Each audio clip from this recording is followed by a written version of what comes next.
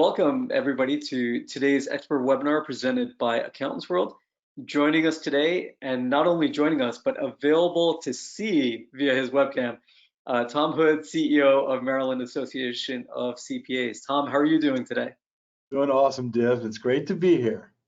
Good, great. Tom will be speaking on the CPA's role in leading through the COVID-19 crisis. I'm going to go ahead, before I turn it over to Tom, just go through a couple of housekeeping items and Accountants World related items here.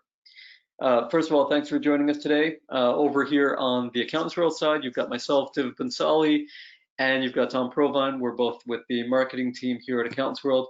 We're thrilled to have you with us for this presentation today. If you haven't used GoToWebinar in a while, and I know many of you have probably used it quite a bit recently, but just a quick refresher here. If you're looking for the attendee control panel, and you don't see it, look for the orange arrow. That allows you to expand or hide the panel at any time. You can change your audio options, as I mentioned a minute ago, by clicking on the audio tab. If you select phone call, it'll give you a dial-in number, access code, and audio pin as well, so that we know who you are. If you have any questions for Tom, go ahead and send them in at any time, and Tom will be taking questions when we're doing our poll breaks throughout the presentation. And finally, as I mentioned before, the handout of his presentation is available right there under the handouts tab as well. Just look for Tom Hood presentation.pdf and you'll be able to see that there. We do offer one CP for today's webinar, and that's based on active participation during the live webinar. Active participation means, number one, attending the live webinar for no less than 50 minutes. Number two, responding to all of the poll questions. We'll have a total of 5 polls today during the webinar. And number three, you'll see a post-webinar survey pop up right after you close out of the webinar at the end. It should pop up as soon as this window is closed. So you could just go ahead and submit that post-webinar survey. If you don't see it, no worries. We will send you a follow-up email with another link to it as well. Only have to fill it out one time. So if you do it at the end of the presentation, you don't have to do it again afterwards. You'll be notified by email sometime middle of next week as far as CP. And also make sure to add webinar@accountantsworld.com to your trusted email list so that you can make sure you're getting messages from us. Also want to remind you, in terms of voting on the poll questions, we've had issues this year with the new instance of GoToWebinar where some people aren't able to submit their vote. What you have to do is go out of full screen mode in the webinar. When you cancel out of full screen mode, come back to the poll question, you should be able to answer it at that time. Accountants World has a new initiative that has just gotten underway right now, and it's called the 2020 Promise. And what we're really focused on is helping accountants to look at not only what's happening right now in the midst of the crisis, but also looking beyond the crisis at how you can not only survive, but really thrive moving forward. When we've talked to accountants across the country, one of the things that we keep hearing is, my clients need me more than ever. And so that is not going to go away with the crisis. That will continue to be a long-term part of the picture, in our opinion. And so what that means is there's an opportunity for you to build a deeper, more relevant relationship with your clients, and to really create a win-win there. It's more important than ever for your clients to be focused on running their businesses and to allow you to handle as much of the financial and advisory work as possible. So we are putting together a package of explaining how our software solutions, our resources, tips, advice, and support all put together can help you to be able to grow your accounting practice and your firm as a whole while adding more value to your client's business. So if you'd like to learn more about the 2020 Promise, I'm going to go ahead and launch a poll question right now, which is simply, I would like to learn how the 2020 Promise can help my practice.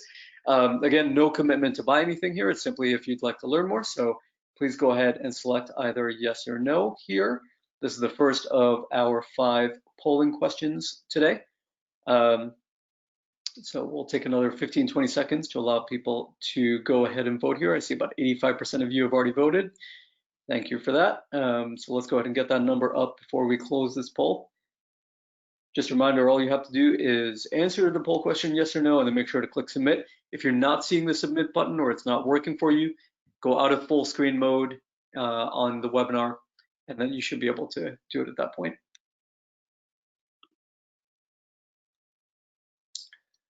All right, we'll take just a couple of final seconds here for this poll question. Going once, going twice. All right, close it out. Okay, great.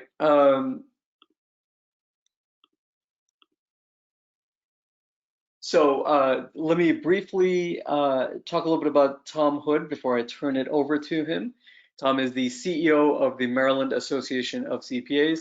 He's been one of the thought leaders in how to move the accounting profession forward for years and years now. Named the second most influential person in accounting in 2018 by Accounting Today, and was inducted into the Accounting Hall of Fame by CPA Practice Advisor. So without any further ado, at this time, I'd like to turn it over to Tom Hood. Div, awesome. Thank you very much. I guess, am I getting the presenter screen? Here we go. All right. Show my screen. And are you guys seeing the right screen as the webinar popped up? We are not seeing it yet. All right, hang on. I'm going to end it and restart it. Maybe that's what has to happen here real quick. Oh, looks like we're seeing it now. So yep, play from slide and we should be good to go. There we go. You see it? Yep. All right. Well, so first of all, I want to say thanks to Accountants World and Div and Thomas for running this. This is you know, a Friday afternoon to be able to see you're all coming into my home right now, which I love about this. Right? It's kind of a different. It's kind of humanizing us all more, spending time on Zoom and seeing everyone in their authentic selves. We have a person on staff who every time she's on our team meetings, her cat runs in front of the Zoom camera and just provides like a little bit of reality into terms of what we're doing in the midst of all of this. So I want to talk about some of the most recent research we've done, and I will say I love your promise, Div, as you guys are saying it, to help our profession, help CPAs and accountants move through this, and as you said, come out even stronger. Because I want to start by thanking all of you, because this profession has, I like to say, been on the front lines of the financial crisis since the beginning of this pandemic. So right now you can see a quote I like from Dan Miller that said, "Our last economy ended on March the 13th. You can adjust that by a couple of days. I think in Maryland it was closer to the 20th when they hit the shutdown. And the seeds that will become our next economy were planted the next day, March 14th. Some will flourish and some will not. And every one of you have been on the front lines of trying to help more businesses survive than not. And that's been with this whole new massive set of rules and regulations and relief acts at the federal and the state level. They're in the midst of debating one of those right now in Congress. We just weighed in on 6 things we want. But this may not be the last. It'll be the last big one, we hope. And but there's going to be more, and there's going to be ripple effects of that. So we want to talk a little bit about what we're seeing there and what you might be thinking to help think through this. And then again, I love Accountants World, one of our preferred providers at the Maryland Association of CPAs, helping us move through some of these critical things. We've been working with a global futures now for 5 years, trying to see a little further, see around the corner, if you will. And we'll share some of the thoughts that we've had with Dan. We've been working with him now in the last couple of months just to get his perspective on, you know, what he is seeing right now. And I love this quote that he made at one of our recent meetings. He said, "Post-pandemic success will be determined by what you do now, not what you do post-pandemic." In other words, we can't take a wait and see approach. What can we start to think about? What can we know for sure that we could be basing this on And that's what we should start to move towards. And that's what I want to share with you today as we go through this. And again, a lot of that's based on our work with Dan and his wisdom and knowledge and what we're seeing across the profession in terms of this type of stuff. Now, I always love to go back to what I call wisdom, right? Classics that are always true. If you want a handbook for managing and leading in a turbulent times, this Drucker book is a classic. It's I forget how old it is. It's probably at least 20 years old.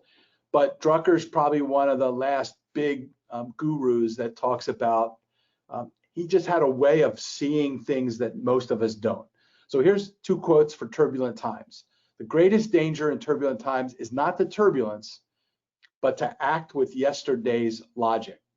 In other words, we've got to somehow be ready to cast off, the anchors of the past, right? That legacy mindset, and say, what might we see differently as we're working our way through this fog of COVID-19. And a time of turbulence is also one of great opportunity for those who can understand, accept, and exploit the new and emerging realities. It's above all a time of opportunity for leadership. So what I want you all to do right now is hopefully take some notes and put your opportunity antennas up, because I want you to be thinking, where am I seeing opportunities as we walk through some of these latest things that are going on? So this is our most recent research, and I think this is how we're starting to see where we're going to be headed. So I think of COVID like a big earthquake. I mean, it literally overnight, right? The whole world changed. They shut the economy down state by state as if a big switch was flipped, and suddenly we were all working from home or working remotely. We were scrambling to make sure that CPAs and accountants got essential worker status. And that gets back to why I think you guys are really important. This and ladies, this moment for us, when we saw the states beginning to shut down, I'll never forget this. It was a Friday afternoon. I was talking to my colleagues on the East Coast. New York, Philadelphia, New Jersey had just shut down. And I know Maryland's gonna be right behind it. And our governor is the head of the National Governors Association. So Friday afternoon, when they said, here's what's going on, I think the last one that closed was Pennsylvania, I started looking at what the governors were using to say who could go to work in that environment, who didn't have to shelter in place, so to speak, and under what circumstances. And sure enough, there's apparently this piece from Homeland Security. It goes all the way back to 911, where they identified 16 critical infrastructure sectors of the economy that had to be there to make this U.S. economy and market work. And the usual suspects, like obviously military or communications, telecommunication, all that. But along with that, manufacturing, farming, right, those kind of things, food supply, all the things that you saw starting to kick back in, there was accounting and banking. And sure enough, we are an essential service. That's how we got classified that way. And I want to say, as we think through this, where we are, I want to make us think, how can we go from essential, which we've done and are doing, to indispensable? And Div kind of talked about that, right? Your relationship with your clients have probably never been stronger. And what I want you now to do is to help lead them to the next thing as we walk through this. And let's talk about what that might mean. So when the earthquake hit, it was resolve, like survival, right? All of a sudden, like the walls are coming down and you're dusting yourself off, going, okay, what do I need to do? How do I survive this? Our lives and our livelihood was suddenly at stake. So then we started to go, once we kind of shook off that dust and got acclimated again, we said, all right, we've got to have resilience and help our clients have resilience. And we have to begin to help administer relief, in this case, financial relief. And as those packages started to emerge, you had to learn them, even though with great uncertainty and figuring out stuff that we couldn't get answers fast enough from Congress or Treasury or SBA, et cetera. And so we had to start figuring things out and helping them navigate into some form of survival. As we get closer and now further out, we're kind of where we are right now. You are here in Maryland. We're in a reopening. They just walked back a tiny bit this weekend because of a spike.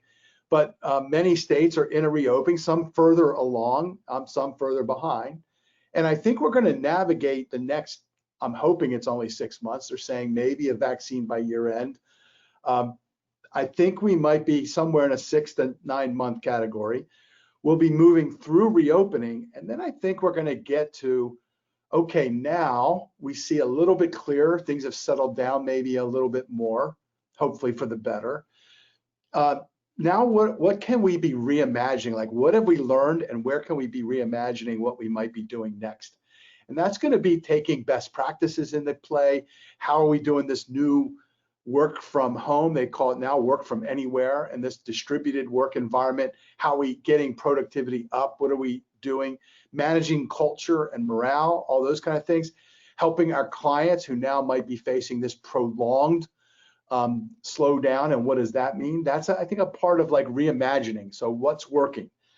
And I'll give you one example. Just through this reopening phase, I got to go to a restaurant, I think about a week ago for the first time, under all the social distancing and the minimum amount indoor and all that. But when I went in, they had, instead of the paper menus, which is mandated, they put little QR codes, and you could just take your phone, take a picture of the QR code, and boom, the menu and the wine list popped up. So there's an example where this business pivoted pretty quickly. Or look at the curbside pickup that you have now. They've all had to adopt and adapt new technologies and new methods. And I think we might have to do that in addition to just this remote work world. I think there's other things that we're going to be learning through this. And hopefully I'm going to give you some ideas about that. But what can you help your clients reimagine, and what should you reimagine from that perspective? And then we get to, I think reimagine is going to happen sometime into early next year, maybe first 6 months. And then I think we're going to move through that, and assuming we're on that recovery path in the economy, I think we're going to move to what we call a redefine and reinvent. Now that we're seeing a little further and a little bit clearer now, what's that mean, and how are we going to help us and our clients redefine what it means to be doing business in this post-COVID world. Three skills are going to be critical. Anticipation, that's a big one that we've worked on with Dan Burris. That says, what can I be certain about and see in the future that I can kind of count on, anticipating those trends. Agility, for the trends that you can't anticipate, because there are going to be some, and when they hit you, you have to be a fast reactor. And so how do I learn about that? And then adapt.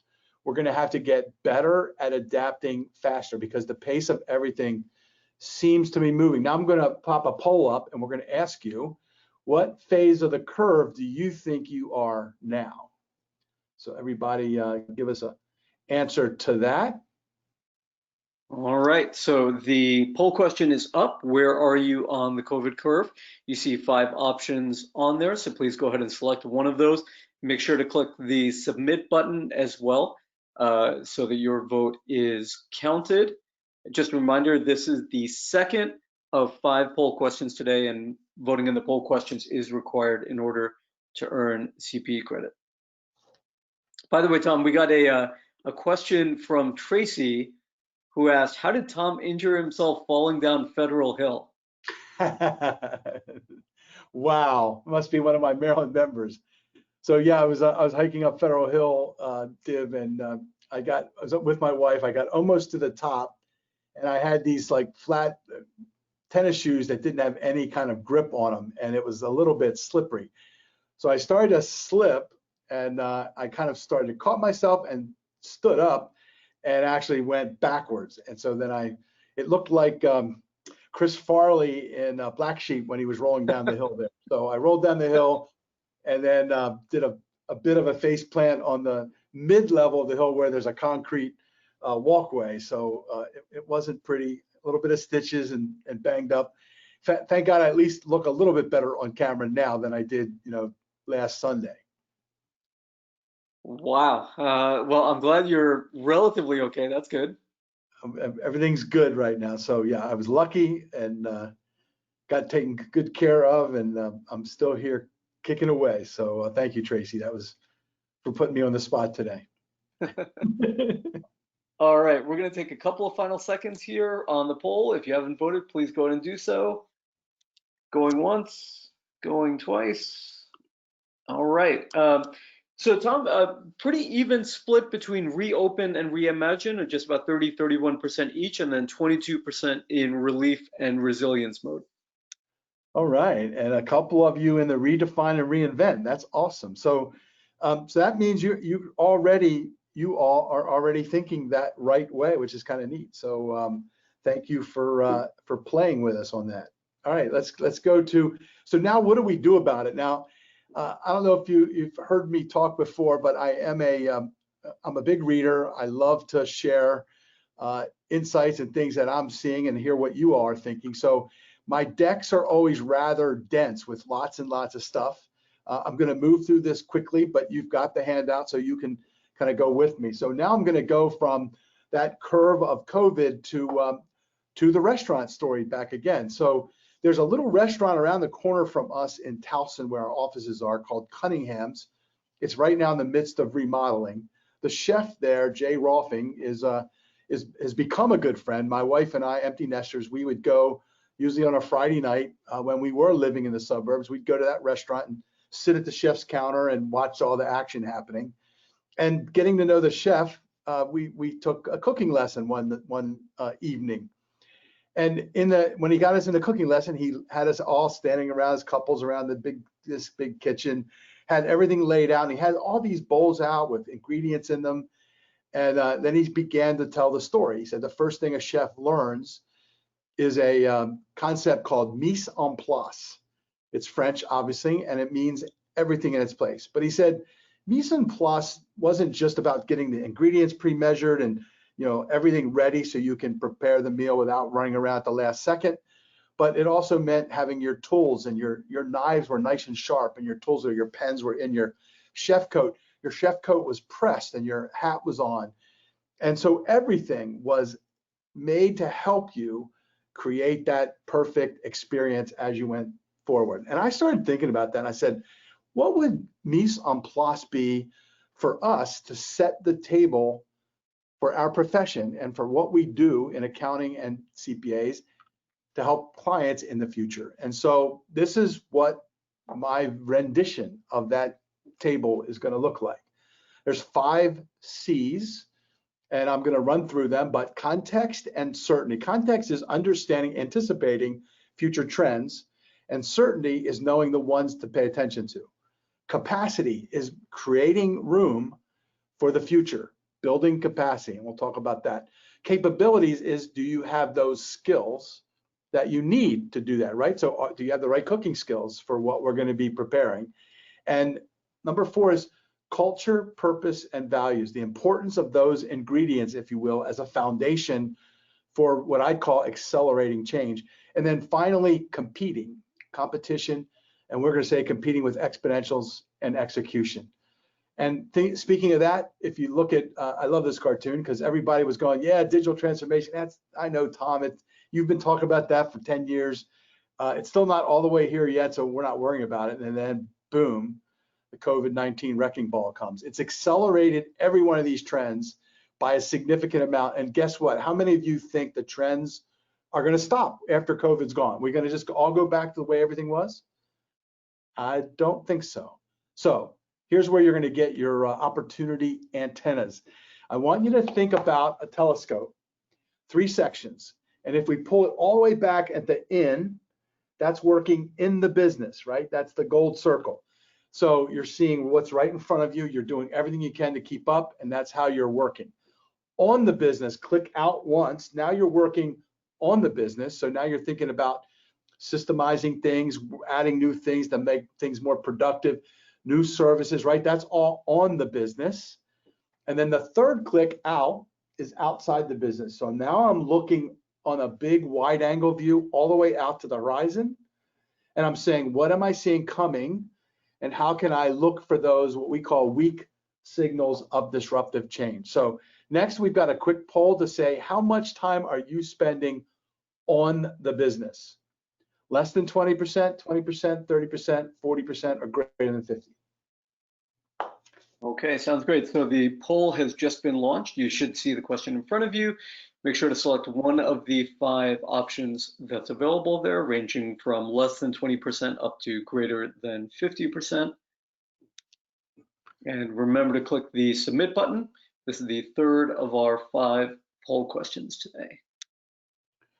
And a great exercise is literally to draw those 3 circles and put down how much time you're spending in that. Now, clearly, if you're an individual contributor, you should be spending more time on the business. But even then, you should probably have about 10% outside the business. If you're more of a sole practitioner, an owner, a partner, you should probably have about, they would say, 30% of your time outside the business, 50% on it, and only 20% in it.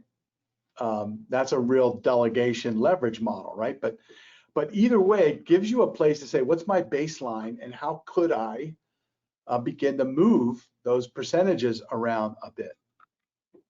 And Tom, I would imagine this is a real significant part of the evolution of a firm as well, right? As it grows and potentially acquires more partners and so on, is how much time are you actually able to dedicate to the business and put aside for that? Right. And then as change accelerates, you have to spend more time outside the business. If you were looking outside to say, what's going on with my clients, you'd even be looking out for your clients' trends in their industries, right? That would be a kind of neat thing. And that's what we're going to work on next. We're going to run through a couple slides to give you some ideas of where you can be looking for some of these trends. Great. All right, folks, 5 final seconds. Please go ahead and vote if you haven't already done so. And we're closed. Okay. So Tom, 35% said greater than 50% time spent on the business. And then a pretty even distribution the rest of the way, 20% was the second leading choice.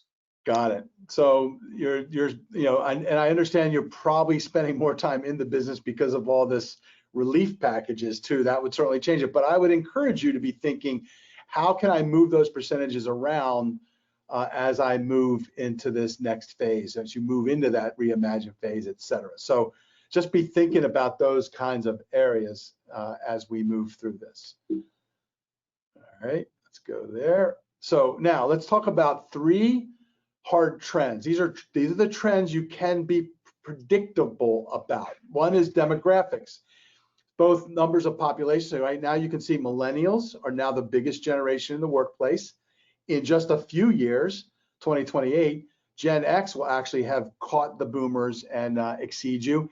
And what's not on this chart is the Gen Z, which is the newest generation now coming into work. It's going to be a while before they become a significant chunk.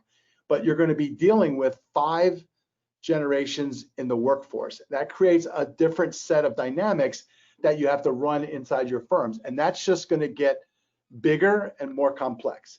The other part that's significant is the changing face of America. The demographics of America, some call it the Beijing of America, has been something that's happening. And all the things that we're dealing with right now, especially related to race, has a lot to do with those demographic trends that have been happening. And now we're starting to see, because of some of the events that have happened, it's becoming a bigger issue. So think about the demographics. You understand the population. You start thinking about aging workforce of your clients, by the way, which opens up a great opportunity for client accounting services, which is what Accountants World can help you with. So just something to be thinking about. Next, we've got clearly regulations and standards, and they're going to just get more and more complex and accelerate. We've seen 4 major pieces of legislation. 5 is that's kind of 4.5. And what we're dealing with right now is the 5th one, which is this next CARES or HEROES Act as they merge the House and Senate. But in addition to that, there's going to be all the accounting standards that go with all this stuff as you start to have to account for these loans and work on that. So you might be working on forgiveness and relief for a bit as we move toward end of year. Taxes are going to be a big thing, and you can guarantee there's going to be tax increases as we look into 2021 based on the amount of money that's been spent and the need for replenishing it at both the state and the federal level. So Full Employment Act, by the way, for you all, but you're going to need more tools to do more with less, which again, I think is where Accountants World can be helping. Here's another set of trends. These are the technology trends.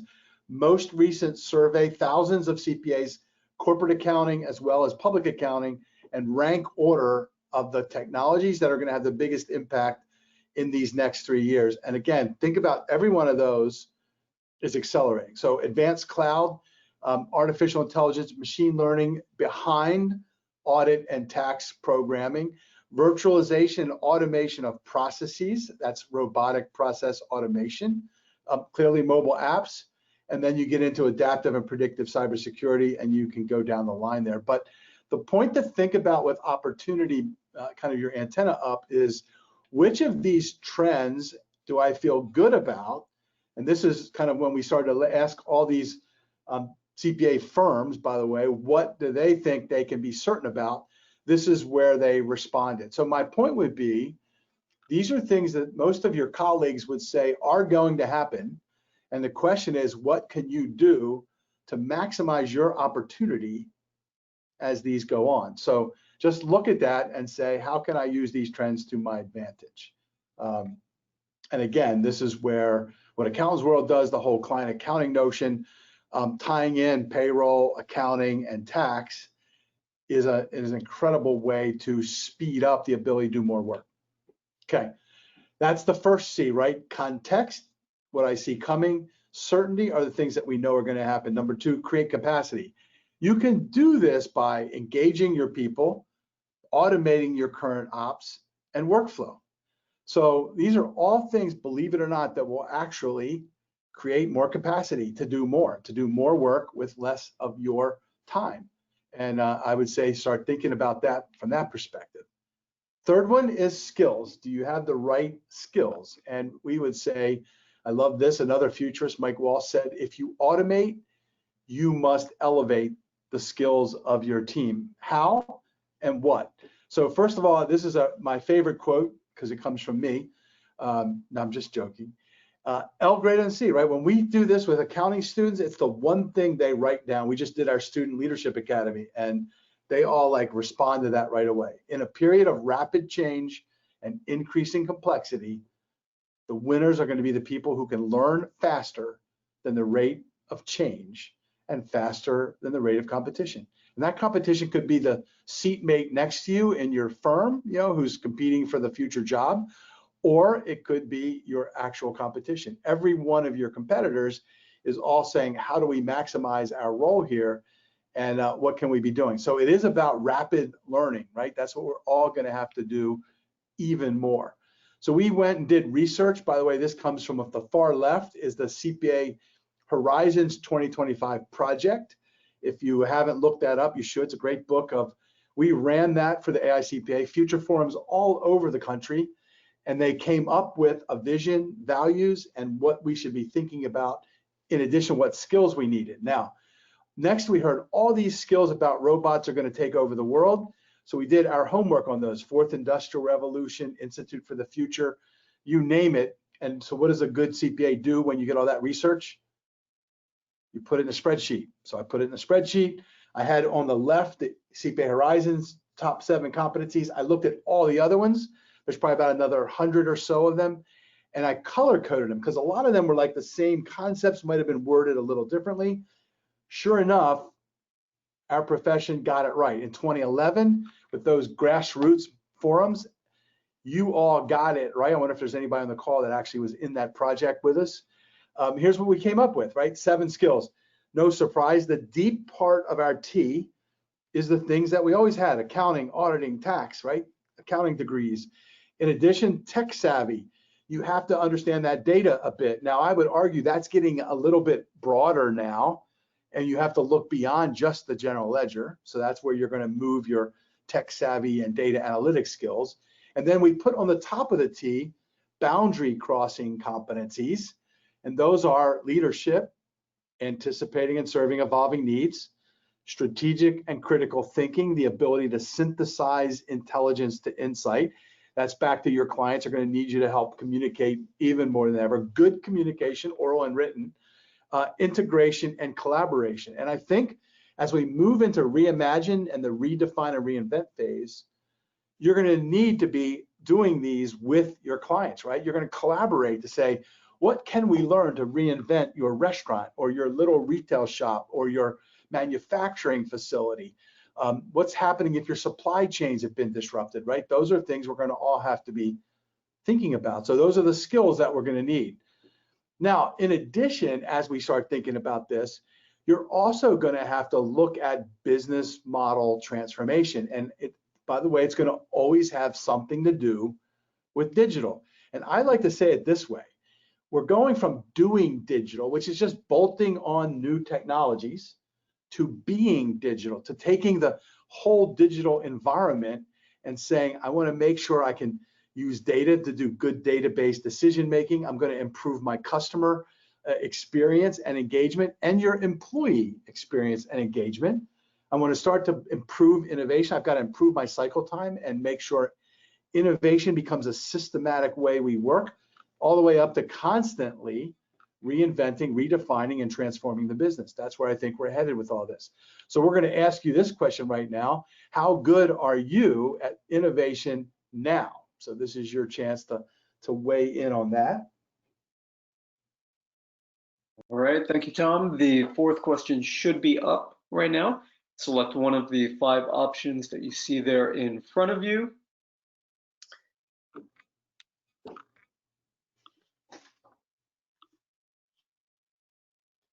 By the way, Tom, a comment, not a question, but a comment from Kevin. As a person from the original conference, it's our values that create the trust. Bingo. Well said. We're going to show you that research here in a minute. So that's good. So someone was there in the old CPA Horizons project days. I'm old enough that I go back to the CPA Vision Project, which I volunteered and led as brand new CEO of Maryland. This is 1998 and 99. And that fed into the CPA Horizons project. So Horizons, if you just Google CPA Horizons 2025, you'll probably get my SlideShare deck that has that whole report for you, and you can download it if you're so inclined. But it's every bit as relevant today as it was back then. All right, last call for the poll here. Going once, going twice. Okay, so Tom, 36% said incremental changes are good, 32% innovation is a way of life, and then about a quarter said efficiency is a daily focus. And a couple of people had a good sense of humor, deploying a fax machine next week and read about cloud services. All right, so just a couple, I'm going to go through this quickly because this is like, it should be old news for most of you, right? This is the transformation of finance and accounting, and it's basically about how we move from data collecting, data processing, and up the chain to literally having an impact, information to impact, if you will. And this is also looks at how we're moving from what we call the diamond shaped model to more of a what's called a fat pyramid. A fat diamond is from pyramid to fat diamond. But again, because we're getting automated, right? The part of the triangle that's getting cut off is being automated. So those are jobs that are kind of either disappearing or changing dramatically because of technology. And the other side of that is probably being outsourced. And then that leads us to our fourth C, which is culture. And if you haven't done the Simon Sinek piece, look at his TED Talk. But he says it well, people don't buy what you do, they buy why you do what you do. So you ought to be thinking about your why. It's important for engaging your people. And I am going to ask you one more poll. Do you have a firm strategic plan that's communicated across the firm? So answer this question, then I'm going to show you some examples and we'll get to kind of concluding in terms of what you might be thinking about this. All right, so the 5th poll question is open now. Because a lot of people are thinking about, Div, how do we maintain a really strong remote culture? And again, I forgot, was it Kevin, someone who said the thing about the core values and core purpose? This all comes from Jim Collins, in his good to great research and built to last. But the notion of a strong purpose with values, and again, what the values are the things that don't change or shouldn't change, even when everything else is changing, like COVID. So a strategic plan should have that as the core, right? Vision and purpose, values, and then a vision for where you're headed. And then that's what you want to make sure everyone's bought into or has had some involvement in. All right, we'll take just a few more seconds here, folks. If you haven't voted yet, please go ahead and do so. Just a reminder, make sure to click on the submit button so that your vote is counted. All right, going once, going twice. Okay, so Tom, 27% said the whole firm has bought into it, which is great. And then a pretty equal distribution between the other 4 options. So those who said what strategic plan, that would be, I want to start there. And then the other ones who aren't sure, that would be another area to be thinking about or asking about, because the more you know, especially in this area of uncertainty, the more you can help your people be more certain about things, the better off you will be. So here's the vision, purpose, and values from the Horizons project. That's what the cover of that little thing looks like. This is what we came up with: CPAs making sense of a changing and complex world. Is that still relevant today? I think it is. And then read the thing out, right? Read with me. CPAs are trusted advisors. Accountants are trusted advisors who enable people and organizations to shape their future, combining insight with integrity. That's the values part. We help deliver value by, and then there's 4 bullets there. The baseline there, the foundation, is all those core values. So that's what you want to be thinking about and getting your people to buy into. And you obviously would do that for your own firms from that standpoint. And we've already talked about this idea of essential to indispensable. And the trick of it is focusing on the trajectory, not the transaction. So I want you all to be thinking about that when you're doing these PPP forgiveness or relief loans and all that stuff, or taxes when you've just done that, is to say it's more than just that transaction. What you want to be doing is talking to the client about where are they trying to go? What do they see happening and where is it going? And this comes from Will Hill at Thomson Reuters, but I just love that quote. And then here's Tom Peters. So he says it this way: CPAs are, this is his words, damn it, with 2 exclamation marks. They're not number crunchers. They're professionals in a helping business, helping businesses and individuals think about their world. And I would say you need that more than ever. Now I'm going to move forward a little bit faster because polling took a little longer than I maybe estimated. You've got this content, but the next couple slides speak to culture. This notion of both being smart and healthy comes from Pat Lenciani. If you want a great book that gets to this, it's called The Advantage, because he believes it's the biggest competitive advantage you have is your strong culture. And this is our research about culture. We call it creating a magnetic firm to kind of keep people and hold them in. Purpose-driven, great leadership, culture of growth, and inspiring workplace. So all of that, again, that's the kind of stuff you could actually print that out and say, rank us on a 1 to 5, and then you could say where are a couple low scores, where are the high scores, and where should you maybe focus to make a move or improve on that, because this is what will then help you cement the culture, no matter what it is, whether it's remote, in person, or the hybrid. So that gets us to that 4th C, culture, purpose, and values. Now we're talking about the 5th C, compete with execution and exponential technologies. And so this is a kind of riff on traction, a great book by Gino Wickman. And he talks about, a vision without execution is hallucination. And I'm one of those visionary kind of guys. So that's I have no execution bones in my body. So I have to have good, strong people complementing me to help me get things done. But the point here is you create this like alignment and rhythm.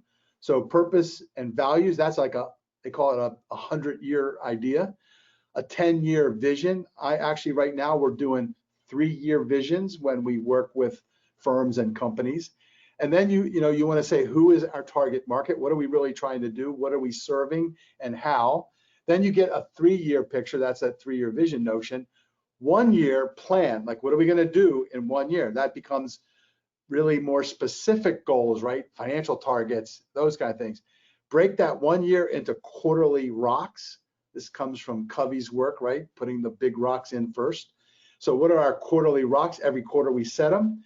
And then we have weekly meetings to talk about issues and opportunities, and then you work from that perspective. So that's how you would do that. Some other things that kind of get back to those opportunities, right? Execution would be specialization. The saying that the riches are in the niches is critical. If you're doing client accounting or any kind of work, the question is, what industries do you have the most knowledge about? Because now there's Google, right? Newsflash. So your clients are probably learning all about what they might think they need. And if you're not ahead of that with deep expertise and comparable other clients that you can kind of get information around, that's where the money is. So that's what you should be doing. Competing with exponentials. Now, this is about getting your data analytics, data visualization. You need to be getting good at graphs and then telling stories. So this picture, by the way, was our finance team. We're like walking the talk in there, working with a guy, Don Tomoff, has been doing a whole bunch of, he's a wizard with Microsoft's Business Intelligence, which is a free product built into Excel, by the way. And anyhow, the point is he's showing us how to do that and do our analytics. We put that up on LinkedIn and we had 23,000 views. Does that give you an idea about how important that stuff is? So it means that you have to be digitally savvy, understand the tech capabilities, understand the business needs, and then being able to connect those dots. So you don't have to be a technologist, you don't have to be a programmer, but you're gonna have to learn more and more about how do I understand how to analyze this data set. And as these programs get more robust, you're gonna be accessing more and more data to help you do that kind of work. And then one of my favorite authors, great book, The Excellence Dividend, and he's talking about meeting the tech tide with work that wows and jobs that last. Another one of those management gurus in search of excellence was his first big hit. All right, as we get closer to the end here, so you have those 5 C's. So I want you to be thinking about, and I know I said there were 3 things, it's actually 5, you should be looking at to say, how do I see through this fog of COVID and help my clients go out that next phase? What can I be certain about with context? How do I create capacity for the future? You know, what can I do to get some of these basic things automated, systemized, again, engage my team, and then move that service into what can I be doing for future capabilities? Do we have the right skills? Do I have a good, strong culture, purpose, and values to build on? And how are we competing from that perspective? And that gets us to this idea. What if you don't do this? So I call this, we all talk about what's the ROI. You want me to buy this Accountants World product and do this? And you're like, I don't know if I can afford that. I don't want to. So we often think the trade-off, this comes from Clayton Christensen, by the way, although I coined the term RONI instead of ROI. But the notion is if we invest, it's going to cost us money. If we don't invest, it's not going to cost us any money and the effect will be 0. But in a world of fast-moving change and competition, if your competitors do it and you aren't, what's going to happen? You're going to see decreasing returns and potentially a loss of market share. That's C. So instead of A to B, you could feel A to C. And in a world that's moving faster and being disrupted faster, that could be a bad thing to happen to you. So we like to say, ask the question about what's the return on investment, but also ask the question, what's the risk of not investing? And by the way, if you use those certainties, hard trend certainties, right? Pick a technology that's on that top 10 list. Look at the demographics. Think about government regulations and those kind of things and how you can get ahead of those and invest in those services. And then your risk goes down, right? Because those are going to happen whether you like it or not. So what's your risk of not investing? And then I want to bring it home with the kind of 2 final thoughts here, if you will. So one is, I know we've all been rocked by this earthquake. And this comes from Jim Collins. And by the way, I actually got to spend some time with him during the first CPA Vision project, where he looked at our work, compared it to his book, at that time was Built to Last. And he said, I'd give you guys a good B+. Your vision and your values and your skills are remarkable. How you did it with grassroots all around the country, because we did the first vision project the same way, was awesome. And no profession's ever done it, by the way. We've done it twice. And so he said, B plus. He goes, I will tell you that your core values and your core purpose are going to be more important than you've ever imagined. And literally, it took me 20 years to understand that and really kind of grasp it.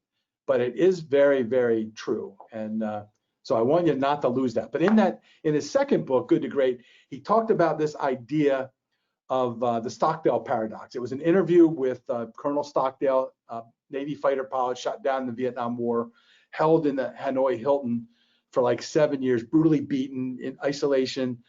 And he made it through. And his question was, how did you make it through, Colonel Stockdale? And he said, it actually, in hindsight, it was two things I call paradox, right? Two very conflicting ideas, but he held them together. And he said, first, I had to retain the faith that I would prevail in the end, regardless of the difficulties. And I knew I could be dead any day, but I kept having that faith and that hope that I'm going to make it through this, and I'm going to go home. And then the second one is I had to confront the most brutal facts of my reality, whatever they might be. And in my case, that was getting beaten and tortured and all those other things. And as I think about this, and we've talked about this with a bunch of our colleagues in other state societies, even in our own business, right? Because we aren't eligible for PPP as a 501c6. So we've taken a huge hit as we've gone through this. And this is the first thing we presented to our board of directors and our staff. And I said, listen, we've got a rough go right now, but I have faith and hope that we're going to work through this. And I feel confident that we will. But we are going to confront the most brutal facts of our reality. So we are going to have to do some cost cutting. We might have to lay some people off, which we have.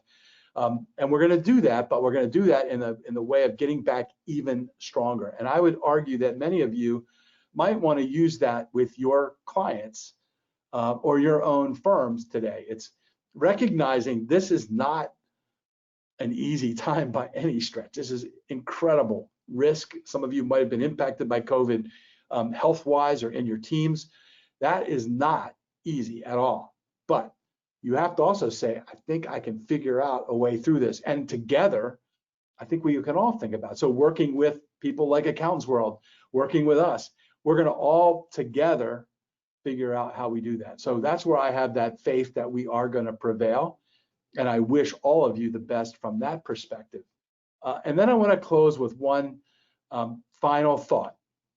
And this comes from Bora Bora, of all places. So I got to go out to Bora Bora on a paid speaking gig, by the way, and I got to stay in one of those little huts. And the last day of the trip, I went snorkeling. My wife got to go with me, and we went snorkeling. Met the marine biologist at the Four Seasons, a guy named Dennis Schneider. And he started telling us this story of coral, that's what he's holding in his hand, that the coral reef is dying. It's being impacted by trends, right? So the trend of climate change or global warming is warming the oceans, killing the coral reef, and the coral is the basic foundation of the whole marine ecosystem. And he said, so if the coral goes, we will lose all of our marine life and a lot worse in terms of the whole global situation. So he's like, we as marine biologists, we're like, how do we, and the other one is suntan oil, by the way, in the water, because all of us lathering up and then jumping in the waves, and suddenly all that's accumulating over years, right, and messing around with the marine ecosystem. So he goes, we realize we're not going to be able to turn those trends around anytime soon. So we said, what else could we do? And then there was research. By the way, this is a French marine biologist, but he studied at the University of Maryland. So as you all know, I'm from Maryland. I'm talking to you from Baltimore. And he's a Terp. And he said, down at University of Maryland, they have this big marine biology research center, and they created this thing called BioRock, which is an artificial coral that they run an electric current through. And when they do that, it attracts the coral and it grows at like an exponential rate, like doubling much faster than coral would on its own. So he said, our idea now, and that's what he's experimenting with down there in Bora Bora, is to create these BioRock clusters and regenerate the coral much faster than it ever could on its own and beat the trends by adaptation. And remember the 3 skills that were on my big arc from the beginning? anticipating, learning to identify those trends, hard trends, right, that we talked about. Identify the trends ahead of time. Agility for the trends that you can't anticipate, are going to react fast. And then adaptation is we're going to all have to get better and faster at adapting as organizations, right? You're going to have to be able to make sure your people have the skills and the mindset and the kind of frame of mind to be able to constantly adapt to that environment. That's how we can accept this brutal facts of our reality, this whole COVID mess that we're in, and have faith that we will in fact prevail in the end. So it's my hope that we will all ultimately adapt much, much, much faster. And in the last few minutes, if you all have questions, you can pop those in. I'll be glad to answer them. But that's how we're seeing what we all need to do. And again, I think we should all be working together more than ever in our organizations and our associations and with partners so that we can figure out this, using the technology and the trends that we need to get ahead of this, and then adapting faster. And then we'll ultimately be ready to react to whatever comes next after this COVID thing. So Div, if there's any questions, we'll respond, or we'll be giving everyone a couple of minutes back in their Friday afternoon. Sounds good. Let me check. Got a couple of folks who said thank you. April said thank you for the webinar. Warming to see such a positive person. I can assure you, Tom absolutely is that positive of a person. A couple of other thank yous came in. Great. Well, if there's no other questions, I'll go ahead and take this back. Tom, thank you so much for the presentation today. I've heard you talk in the past, obviously, and have a sense of sort of what your core messages are, but I think adapting it to what's happening right now, and especially to me, what you said about anticipation and using that as a framework for agility, I think it's something that all of us have to do in our professional and personal lives right now, right? There's so much unknown, and then you can just treat the unknown as an excuse to not anticipate at all. But if you put a framework into place and are methodical about it, you can actually do something about that in this time. Exactly, Div. But the whole point about this, right, is it's all made up. And if we all decide that we're going to do something different and beat this thing, I think we will. And that's the spirit I think that we all do. That's why I love your promise, right? How do we start to move through this thing and get even stronger? So I just want all of you to say, if all of us collectively fight the fear virus, because I think the fear virus is worse than the real virus in many cases. We're being flooded with negativity. We have no idea what's true anymore, right? We're all trying to figure out, can you wear masks or not? Do you touch things or not? We have to all think about how do we be safe for us and our people. But at the end of the day, if we can get this kind of hope and optimism, the Stockdale message, yeah, it sucks. It's a bad world we're in right now. But you know what? We'll always figure it out. We always have. I think we've been through lots and lots of this stuff. And together we'll figure this out. And that's what I have hope in. So I wish you all an amazing weekend. Div, thank you at Accountants World for everything you've done to host this today. And I'm not going to go climb Federal Hill when I'm done today. Sounds good. Well, stay safe, Tom. Best to you and yours. Thanks to all of you for joining us today. Just wanted to remind you as well, our next expert webinar is coming up on August 19th, and that will be with Chester Elton. He's an employee and leadership expert from the Culture Works, and he'll be talking about leading with gratitude, 8 leadership practices for extraordinary business results. I think you're going to be very interested to hear sort of how he ties his message of positivity and gratitude in with the current times as well. I'm very excited to have all of you hear that as well. So thanks again for joining us today. We look forward to seeing you at the next webinar. And if you haven't signed up for all of the remaining expert webinars, you can go to 2020-webinars.com to sign up for all of them. It takes about 30 seconds to go ahead and do so.